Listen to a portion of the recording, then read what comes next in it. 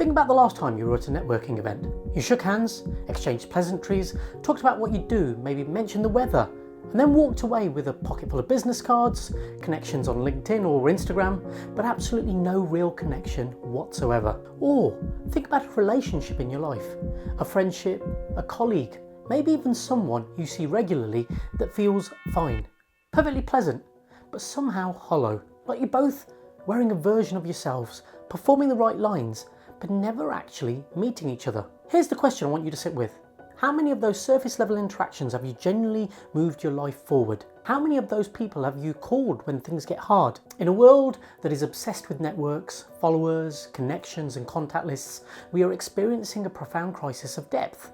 And it is costing us in our careers, our relationships, our leadership and our well-being far more than most of us realise. Today, I want to talk about why going deeper, not wider, is the most powerful shift you can make for lasting success in every area of your life. I understand why we stay on the surface.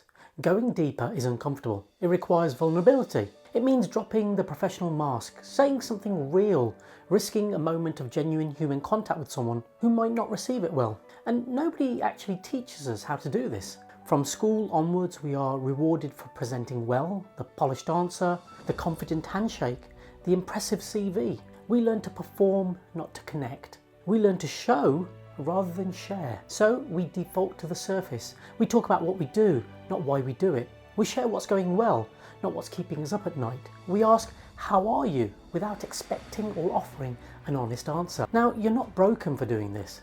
It's a perfectly rational response to a world that rarely makes it safe to go deeper. But here's the thing, the life and the success you're reaching for, it lives on the other side of that surface. Here's the reframe I want to offer you today. We tend to think of success as something we achieve through performance. Work hard enough, show up confidently enough, deliver results consistently enough, and success follows. And whilst performance absolutely matters, there is something it misses entirely.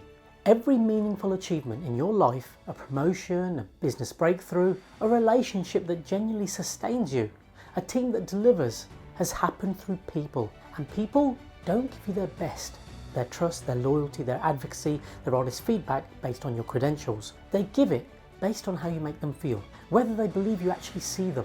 Connection is not a soft skill, it's a strategic advantage. And the depth of connection is the difference between someone who merely knows you and someone who will go to the wall for you. This sits at the heart of what I call the C in my clear framework, connection.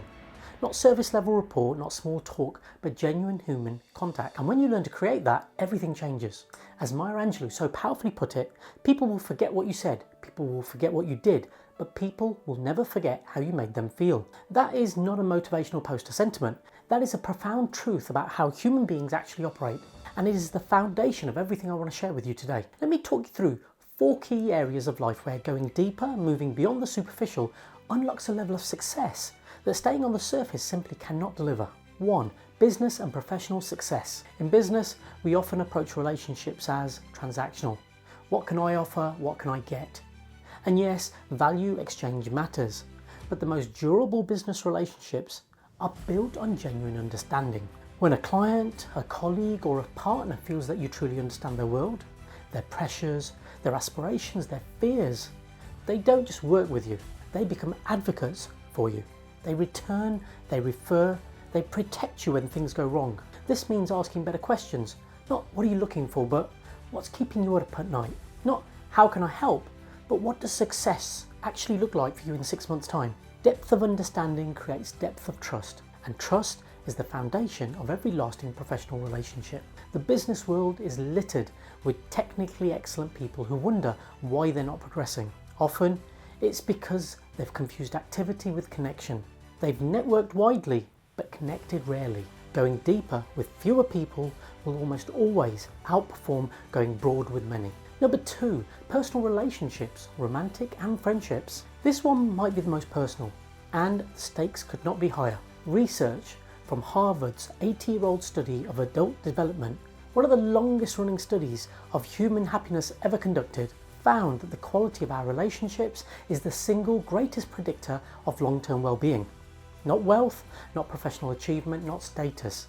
The quality of our relationships. Specifically, how connected we feel to to the people around us. Surface level relationships can feel safe because they demand very little of you. But they also give you very little when it matters. The person who can sit with you in the difficult moments, who knows your real story, not just your highlight reel. That relationship requires depth to build. It requires you to share more than the polished version of yourself. And when you do, you give the other person permission to do the same. Brene Brown, researcher and author of Daring Greatly, found through years of study that what separates people who feel a deep sense of love and belonging from those who don't is one thing: the willingness to be vulnerable. As she writes, vulnerability is not winning or losing, it's having the courage to show up and be seen when we have no control over the outcome. Depth of connection requires exactly that courage. 3. Leadership and team performance. If you lead people, whether that's a team of 3 or an organisation of 3,000, your ability to connect at depth is one of your most powerful leadership assets. People do not give their best to a job title. They give their best to a leader who makes them feel valued, understood, and genuinely part of something meaningful. This means knowing your people beyond their role and their deliverables. What motivates them? What are their longer term ambitions? What challenges are they navigating that you might not be aware of? This is not about crossing professional boundaries. It's about bringing genuine human curiosity to how you lead. When people feel truly seen by their leader, engagement rises, psychological safety rises, and performance follows naturally. The leaders I've worked with who command the greatest loyalty are rarely the ones with the most impressive track records. They're the ones who remember people's names, ask meaningful questions, and make every individual feel like they matter, not as a resource, but as a person. 4. Mental health and well-being. Finally, and perhaps most fundamentally, deep connection is protective. Loneliness is now recognised as a global public health crisis. And loneliness is not simply about being alone. You can be surrounded by colleagues, family, even a full social calendar, and still feel profoundly lonely if every interaction stays on the surface, if no one truly knows you. When we allow ourselves to be genuinely known and to truly know others, we activate one of our most fundamental human needs: belonging. And belonging is not merely good for the soul. It reduces cortisol and stress responses. It strengthens immune function. It has been shown to meaningfully extend life expectancy. Connection at depth is not just good for your career or your relationships. It's good for your health. The irony is that we often avoid vulnerability in the name of self-protection, and in doing so we create the very isolation that harms us most. So here's a challenge for you this week. Identify one relationship in your life, professional or personal, that you know has stayed surface level for too long. It might be a colleague you've worked with alongside for years but never truly engaged with, a friend you always meet for a quick coffee but never really talk to, a team member whose world you've never genuinely explored. This week, have one deeper conversation with that person. Ask a question you've never asked before. Share something real about yourself.